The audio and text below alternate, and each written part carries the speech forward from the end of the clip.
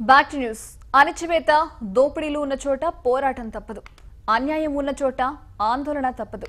ఆ తిరుగుబాటు ఆందోళనలు అనేక రూపాల్లో వ్యక్తమవుతూ ఉంటాయి.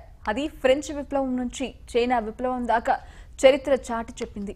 అన్యాయాన్ని సహించి అవమానాలను భరించి ప్రతి క్షణం చేస్తూ బతకడం కంటే తిరగబడి చొచ్చిన పర్లేదనే తెగింపు నుంచే ఆ తిరుగుబాటుతనం పుట్టుకొస్తుంది. సరిగ్గా ఆ అగ్రహావేశాలకు తిరుగుబాటుకు ప్రతిరూపమే ఇంద్రవెల్లి మరణ హోమం జరిగి నేటితో 38 ఏళ్లు. తెలంగాణ చరిత్రలోనే చీకటి అధ్యాయంగా మరో జలియన్ వాలాబాగ్ ఉదంతాన్ని తలపించిన ఆ ఘటన గిరిపుత్రుల గుండెల్లో మానని గాయం.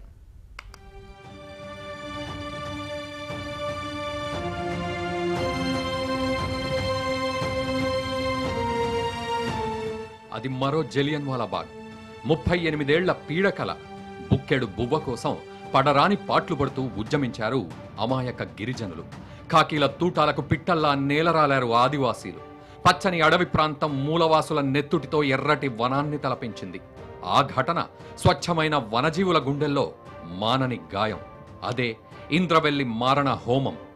మాకు మీటింగ్ వాళ్ళు టావసేలని పైరింగ్ అంతాయి వాళ్ళు టావసేలే వాటి ಹಾಟಮಿತ್ತೆ ಹಾಟಮ್ ಸತ್ತಂ ಹೋವೆಲ್ಲ ಮಾಂದಿ ಮಾಡ್ತಾರೆ ಮಾಂದಿ ತಗ ನಾಲ್ಕು ಲಾಕ್ತ ಗಲ್ಪನಾಗ ಮೀರೆ ಮಾತಾವ ಇಂದ ಮಾಂದಿ ಅಂದ ಹಾಟಮ್ನ ಮಾಂದಿ ಮೀಟಿಂಗ್ ಪೈರಿಂಗ್ ಜರ್ ಊರಿನಕ್ಕೆ ಮಾಂದಿ ವಿತ್ತ ಅಂತಾರೆ మాంది విత్తనక నమ్గిర్ విత్తం తగ గల్పనగ లాక్త.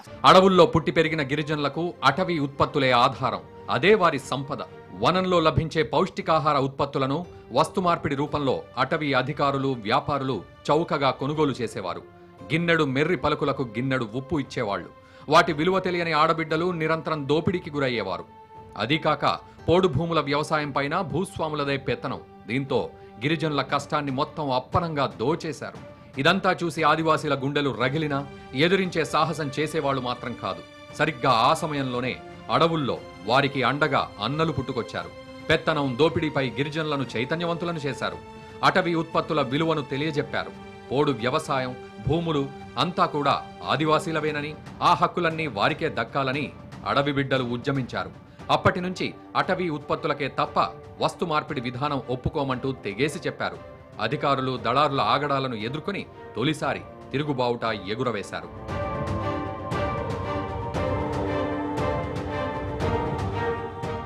ఆ తిరుగుబాటు నుంచి మొదలైన విప్లవం మెల్లిమెల్లిగా తీవ్ర రూపం దాల్చింది. వెత్తున ఎగసింది. ఆదివాసీలంతా ఏకమై భూ సమస్యలపై పెత్తందార్ల తీరుకు నిరసనగా ఎదురు తిరిగారు. భూ సమస్యను పరిష్కరించుకుంటే గిరిజన సమస్యలు తీరుతాయని అన్నలు గిరిజనులను చైతన్యవంతులను చేశారు. దీంతో నక్సలైట్లకు అనుబంధ సంఘంగా ఉన్న రైతు కూలీల సంఘం జల్ జంగల్ జమీన్ నినాద ఉద్యమ చైతన్యంతో 1981 ఏప్రిల్ 20న ఇంద్రవెల్లిలో బహిరంగ సభ ఏర్పాటు చేయాలని నిర్ణయించారు. అయితే ఆ సభ నిర్వహణకు ముందుగా అనుమతి ఇచ్చినా ఆ తర్వాతి పరిణామాలతో అనుమతి లభించలేదు. అయినా సభ నిర్వహణకు మాత్రం ఏర్పాట్లు జరిగాయి. ఇందులో దున్నేవాడిదే భూమి అన్న నినాదం ఆదివాసీలను తీవ్రంగా ఆకర్షించింది. ఏప్రిల్ 20 రానే వచ్చింది. అందులో ఆ రోజు అక్కడ ఇంద్ర సంత. అలా సభకు వచ్చిన వారు కొందరైతే నిత్యావసర వస్తువుల కోసం సంతకొచ్చిన వారు మరికొందరు. సభ నిర్వహణకు వ్యతిరేకంగా అక్కడ పోలీసులు 144 సెక్షన్ విధించారు.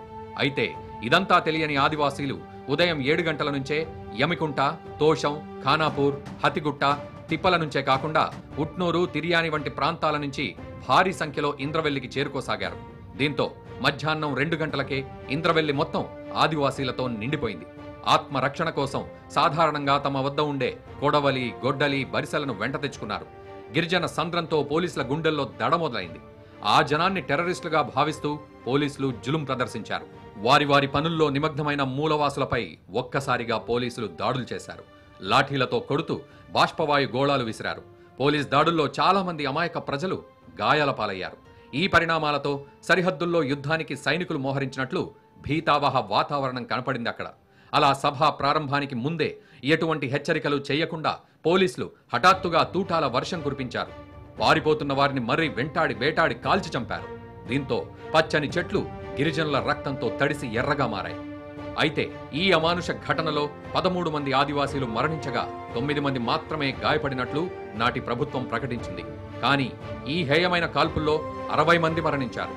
మరో 80 మంది వరకు తీవ్రంగా గాయపడ్డారు. ఆనాటి పత్రికలు వెల్లడించాయి ఈ విషయాలు. మరో జలియన్ వాలాబాగ్ సంఘటనగా తలపించిన ఈ ఘటన పట్ల ఆనాడు జాతీయంగా అంతర్జాతీయంగా తీవ్ర నిరసనలు వ్యక్తమయ్యాయి. సింగల్ డిమాండ్ ఏదైతే భూమి భుక్తి అనేటువంటి నినాదంతో ముందుకు రావడం అయింది. ఖచ్చితంగా ఇక్కడ ఆకలి దాడి జరుగుతుందనే ఒక తప్పుడు సమాచారం పోవడంతో మా వాళ్ళ మీద కాల్పులు జరిపారు. 17 మంది అన్నది కానీ 100కు దాటారు. చాలా మంది చనిపోయారు. ఆనాడు నా వయస్సు 15 సంవత్సరాల లోపే ఉంది. ప్రతిసారి 20 ఏప్రిల్ వచ్చినాడు మేము భయభ్రాంతులకు గురి కావడము. మరి ఆట ఇదే సంఘటన జరిగేది. 2015 నుంచి ప్రశాంతత కొంతంత కల్పించింది. ఆనాడు ప్రభుత్వం తోటి మరి పోడు వ్యవసాయం చేసుకున్న భూములు ఏవైతున్నాయో ఆ భూములకు పట్టాలు ఇవ్వాలన్న ఉద్దేశంతో మరి ఆనాడు సమావేశం పెడితే మరి దాన్ని మరి అప్పటి ప్రభుత్వము మరి ఆదివాసుల మీద కాల్పులు చల్పి చంపడం జరిగింది. కాబట్టి తప్పనిసరిగా ఆదివాసులు దేనికోసం అయితే పోరాటం చేసినారో ఆ పోరాటం వృధా పోదు.